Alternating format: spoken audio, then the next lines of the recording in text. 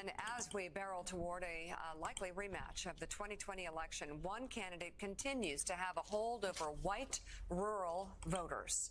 But it's not Joe Biden, seen here as a boy on the right side of your screen who went to public school, is the son of a used car salesman, and was born to a middle-class family in Scranton, Pennsylvania. Instead, it is Trump here on the left side, a private school educated son of a New York City real estate tycoon who became a millionaire at 8 years old and didn't have to serve because he claimed he had bone spurs in his little feet. So why is it that Trump appeals so much to a group he couldn't be more different from?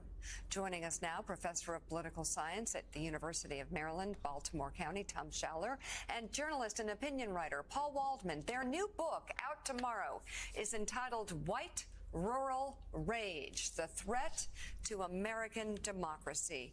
And Tom, we'll start with you. Why are white rural voters a threat to democracy at this point? You would think, as we pointed out, looking at Joe Biden's background and Donald Trump's, that the opposite would be true.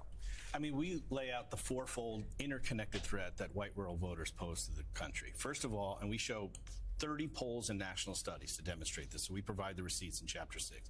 They're the most racist, xenophobic, anti-immigrant, and anti-gay geodemographic group in the country. Second, they're the most conspiracist group. QAnon support and subscribers, election denialism, COVID denialism, and scientific... Hey Ken Sen, how did you feel that Oppenheimer won an Oscar and that Nolan has finally won one? Personally, the movie was midder. Who I made a bomb. Who I regretted. Should have dropped a third bomb. I watch no Oscars.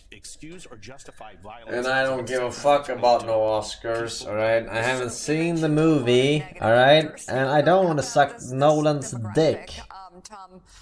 Does make a good debatman though. Well, you know, I think that what really matters at this point in time... What makes them vulnerable? Oh, well, a lot of that has to do with, as a starting point, the problems that rural America has, which are very real and very profound. They have the more problematic education systems. They have poor infrastructure. They have a lack of economic opportunity. We've seen a lot of manufacturing jobs leave from rural areas. And that kind of left them open to someone like Donald Trump, who would come along and tell them something that was true, that there is a system that has not served them well. And he said... They're pissed off. They are pissed off, and they have some reason to be, with both parties. The trouble is that what Donald Trump gave them was not something that was actually going to fix those problems, but was just a kind of a way to channel their rage and anger. And, you know, we've been told for so long, especially Democrats have been told, that in order to get rural voters, to get them to listen to you, you have to go there, you have to really empathize with them, you have to show them that you understand their lives, you have to, you know, put on a Carhartt jacket and go down to somebody's farm. Have a beer. And maybe milk a cow. Yes. And it turned out that none of that was true. No. When Donald Trump came along, he didn't do any of that stuff. No more links, Mr. Force. Just a conduit for their rage, their anger, their resentment. And that turned out to be what they wanted. And it wasn't really about not for the links. Conditions of their lives, because he didn't improve their lives, but he got more support in rural areas in 2020 than he had in 2016, despite the fact that none of their problems had gotten any better under him. All that he gave them was a way to essentially give a big middle finger to Democrats, to people who live in cities, and to the rest of the country. Isn't he more than a conduit to their rage? Isn't he also a symbol of their aspirations to an extent? They are, but what are their aspirations? As we write the book, I guess, but they're not getting there, right? Poverty is soaring in between 20... And why aren't they seeing that?